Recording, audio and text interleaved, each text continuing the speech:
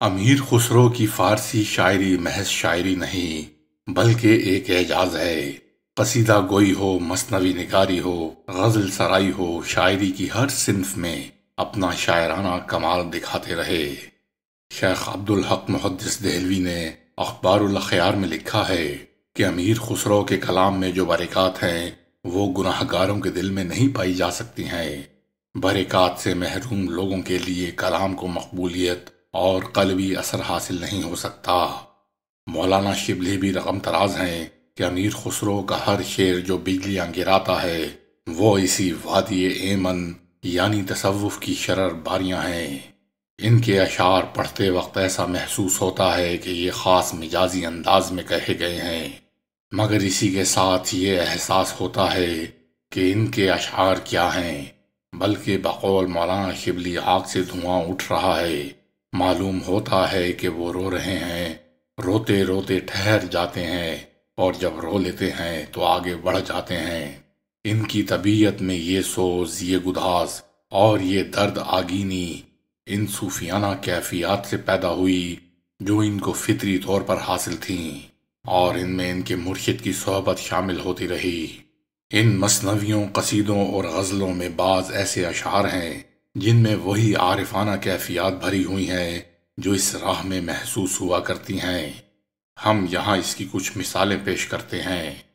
حضرت خواجہ نظام الدین اولیاء رحمۃ اللہ علیہ جمعہ کی نماز سے پہلے تجرید فرماتے، یعنی اپنے انبار خانوں اور حجروں کو بالکل خالی کروا دیتے اور وہاں جھاڑو دلواتے کہ فتوحات میں کوئی چیز باقی نہ رہے۔ اس تجرید کے وقت بادشاہ یا کسی شہزادے کی طرف سے کوئی آدمی پہنچ جاتا، فتوحات لاتا، ان کے آنے کے دبدبے کا شور حضرت خواجہ کے کام میں پڑتا تو وہ ٹھنڈی سانس لیتے اور اپنی سینہ مصفا سے آہ خارج فرماتے، یہ لوگ درویش کے وقت کو غارت کرنے کے لیے کہاں سے آ گئے۔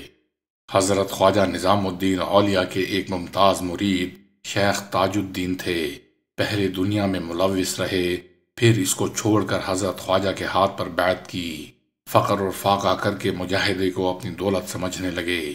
سیر الاولیاء کے مصنف کا بیان ہے کہ جمعہ کی رات انہوں نے خواب میں دیکھا کہ حضرت خواجہ کی مجلس سجی ہوئی ہے۔ وہ وہاں حاضر ہوئے تو حضرت خواجہ نے ان کا ہاتھ پکڑ لیا اور فرمایا کہ تجدید بیعت کر لو۔ اس سے میری روح میں ایک تازگی پیدا ہو گئی، کیونکہ یہ میرے دل میں بھی بات تھی۔ حضرت خواجہ نے تجدید بیعت کرائی، جس سے میں بہت خوش ہوا اور مجھ پر گریہ طاری ہو گیا۔ حضرت خواجہ کی یہ تعلیم تھی کہ اہل تصوف عشق الہی میں وقت گزاریں اور خواہم خواہ شہرت حاصل کرنے کی خواہش نہ کریں، ورنہ آخرت میں سزا پائیں گے۔ خود امیر خسرو نے بھی کبھی پیر بننے کی خواہش ظاہر نہ کی، صرف حضرت خواجہ کے در سے وابستہ رہنا ہی پسند کیا۔ حضرت خواجہ کی یہ بھی تعلیم تھی کہ محبت الہی میں دن اور رات یکساں ہیں، محبوب کی محبت کی بے قراری میں نیند نہیں آتی۔ راز و نیاز حاصل کرنے کے لیے گریہ و زاری ضروری ہے، اس سے مشاہدے میں ترقی ہوتی ہے، اس کے لیے رات کا وقت موزوں ہوتا ہے۔ جو اس نعمت کا طالب ہوتا ہے تو اس کو خواب و قرار کی کیا ضرورت ہے۔ ایک بار حضرت خواجہ نے سوز عشق پر گفتگو کرتے ہوئے فرمایا کہ سینے کی آہ سے دریا بھی خشک و بیابان ہو سکتا ہے۔ امیر خسرو جہاں کہیں مسائل تصوف بیان کرتے ہیں وہ ان کی حالت کا آئینہ ہوتا ہے، اس پر بیان کا ایک خاص زور اور وضاحت کلام کا ایک لطیف انداز ایسا ہوتا ہے کہ حسن بیان پر بلاغت، بلاغت پر فصاحت اور فصاحت پر ہزار شیرینی قربان ہے۔ مسائل تصوف میں الہیات کا حصہ خاص اہمیت رکھتا ہے۔ خواجہ فرید الدین عطار، حکیم سنائی، مولانا رومی، نظامی گنجوی، ان سے قبل اور سعدی ان کی حیات میں اس طرح ان مسائل کو بیان کر چکے تھے کہ عقل حیران تھی کہ اب ان مسائل کے بیان کا کون سا جدید عنوان ہوگا۔ لیکن خسرو نے جب انہی مسائل کو بیان کیا تو معلوم ہوا کہ بیان کا یہ پہلو خسرو کا منتظر تھا، مثلاً یہ مسئلہ کہ انسان جو عالم امکان میں سب سے افضل ہے اور اس کی ترقی کی کوئی انتہا نہیں، یہ اگر اس امر کی کوشش کرے کہ حقیقت الہ سے آگاہ ہو جائے تو یہ ناممکن و محال ہے۔ علم ممکن حقیقت واجبہ کا احاطہ تو کہاں کر سکتا ہے، وہاں تک اس کی رسائی بھی محال ہے۔